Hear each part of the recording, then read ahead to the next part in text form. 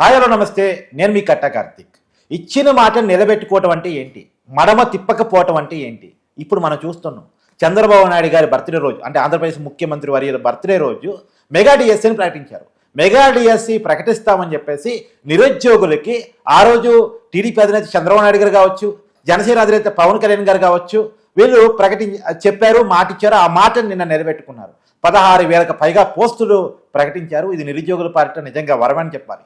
ఓ రకంగా ప్రైవేట్ కంపెనీలు పట్టుకొస్తూ, దిగ్గజ కంపెనీలు పట్టుకొస్తూ, టీసీఎస్, లుల్లు కంపెనీ, ఇలాంటి అనేక కంపెనీలు పట్టుకొస్తూ ఒకవైపు ప్రైవేట్ ఎంప్లాయ్మెంట్ని పెంచే ప్రయత్నం, ఇంకో రకంగా గవర్నమెంట్ ఎంప్లాయ్మెంట్ను కూడా కల్పించే ప్రయత్నం. దీన్ని ఎలా చూడాల్సిన పరిస్థితి కనపడతా ఉంది అనేది మాట్లాడుకునే ప్రయత్నం చేద్దాం.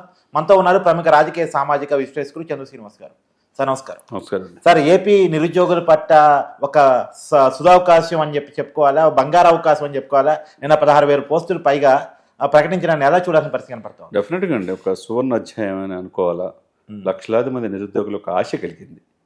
ఇప్పుడు మీరు అన్నట్టు ఇచ్చిన మాట నిలబెట్టుకోవడం అంటే దానికి ఎగ్జాంపుల్ చంద్రబాబు నాయుడు గారు, పవన్ కళ్యాణ్ గారు. ఇదే పవన్ కళ్యాణ్ గారు అవరగడ్డ వెళ్ళినప్పుడు, అవనగడ్డ అంటే ఎక్కువ టీచర్స్ నిలయం అనమాట, ట్రైనింగ్ ఇన్స్టిట్యూషన్స్, వేలాది రూపాయలు ఖర్చు పెట్టుకుంటారు. ఆ రోజు మాట ఇచ్చాడు పవన్ కళ్యాణ్ గారు, నేను ఒక ప్రభుత్వ ఉద్యోగ బిడ్డగా, కానిస్టేబుల్ కొడుకుగా నాకు తెలుసు కాబట్టి నేను బాధ్యతతో నేను మాటిస్తున్నాను. చంద్రబాబు నాయుడు గారు నా మాట ఒకటే అని చెప్పి ఆ రోజు వాగ్దానం ఇచ్చింది సీఎం, డిప్యూటీ సీఎం గారు. డిప్యూటీ సీఎం గారు ప్రభుత్వం తరపున కూటమి తరపున వాగ్దానం ఇచ్చాడు కదా. వాగ్దానం తగ్గట్టు మీరు అన్నట్టు యాదృచ్ఛికంగా 75వ బర్త్డే రోజు రిలీజ్ చేయటం, అందులో ఈ నెలంతా కూడా వాళ్ళ యొక్క నోటిఫికేషన్ ద్వారా వాళ్ళు సబ్మిట్ చేసుకోవటం, తర్వాత నెక్స్ట్ మంత్లో ఎగ్జామ్స్ మే జూన్, ఈ 2 నెలల్లో అంటే గత 5 సంవత్సరాల కాలంలో ఉద్యోగాలు లేవు. పైగా ఉద్యోగాలు అంటే బెంగళూరుకో, చెన్నైకో, హైదరాబాద్కో, చివరికి వాచ్మెన్ ఉద్యోగం కోసం కూడా హైదరాబాద్ రావాల్సిన పరిస్థితులు ఆ రోజు పడ్డారు. కానీ ఈ రోజు ఈ ఉద్యోగాల కల్పన ఏ రకంగా చూడాలి? 16,347 పోస్టులు. చాలా మంది నిరుద్యోగుల్లో ఒక ఆశ కలిగింది. టీచర్స్ లక్షలాది మంది పోటీ పడుతుంటారు. అది జిల్లా పరిషత్ కావచ్చు, ప్రభుత్వ పాఠశాలలు కావచ్చు, మున్సిపల్ కావచ్చు, మున్సిపల్ కార్పొరేషన్లో కావచ్చు, వేరియస్ ప్లేసుల్లో పోస్టులు ఉన్నాయి. మరి దీనికి పోటీ పడేటప్పుడు వాళ్ళ ఆశ ఉంటుంది కదా. టీచర్స్ అంటే గౌరవప్రదమైన వృత్తిగా భావిస్తారు కదా సమాజంలో. అటువంటిది గత ప్రభుత్వంలో ఎందుకు నిర్లక్ష్యం వహించారు? ఈ ప్రభుత్వం జాబ్ క్యాలెండర్లో భాగంగా డిఎస్సీ నోటిఫికేషన్ ప్రకటించడం అనేది చాలా అద్భుతంగా అందరూ కూడా పరిగణిస్తారు. మీరు అన్నట్టు ఇప్పుడు నోటిఫికేషన్ ఇవ్వటమే తదువుగా షెడ్యూల్ కూడా ప్రకటించారు కార్తీక్ గారు. ఇది చూడండి, వీళ్ళు మే 15 నుంచి దరఖాస్తులు, జూన్ 6 నుంచి జూన్ 6 వరకు ఎగ్జామ్స్ కూడా కండక్ట్ చేశారు. అంటే స్థానికులకేమో 80%, స్థానికేతలకు 20%.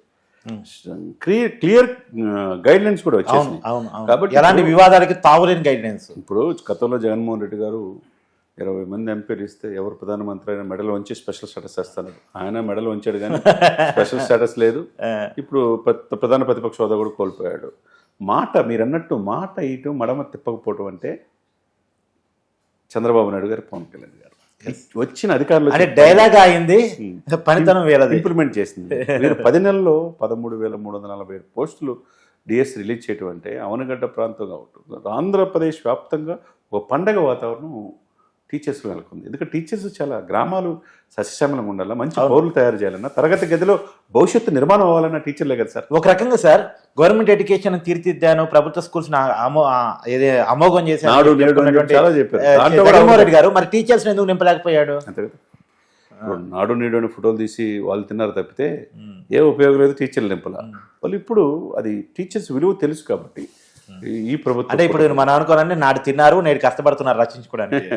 సరే, ఏదైనా కానీ ఇట్లా ఈ recruitments next public service commission ద్వారా గ్రూప్ 1, గ్రూప్ 2, గ్రూప్ 3 నోటిఫికేషన్ కూడా వస్తే ఆ నిరుద్యోగుల పాలిటీ ఈ ప్రభుత్వం మాట నిర్వర్తించిందన్నట్టుగా ఈ ప్రభుత్వాన్ని రాబోయే రోజుల్లో కూడా హక్కును చేర్చుకునే అవకాశం ఆంధ్రప్రదేశ్ ప్రజల్లో స్పష్టంగా కనబడుతుంది. సరే, ఇంకోటి, సరే ఇది ప్రభుత్వ ఉద్యోగాలకు సంబంధించినటువంటి విషయం.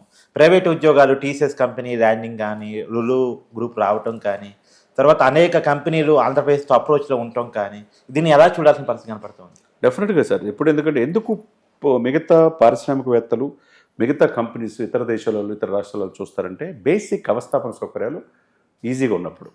హైదరాబాద్ని ఎందుకు నక్కువ చేర్చుకున్నది? జపాన్ వెళ్ళంగానే 12,000 కోట్లతో జపాన్ వాళ్ళు ఈ 4 సిటీలు చేయడానికి ఎందుకు వస్తున్నారు? ఆర్టిఫిషియల్ ఇంటెలిజెన్స్, రేవంత్ రెడ్డి అది ఆ విధంగా నగరాన్ని నిర్మించాడు చంద్రబాబు నాయుడు గారు.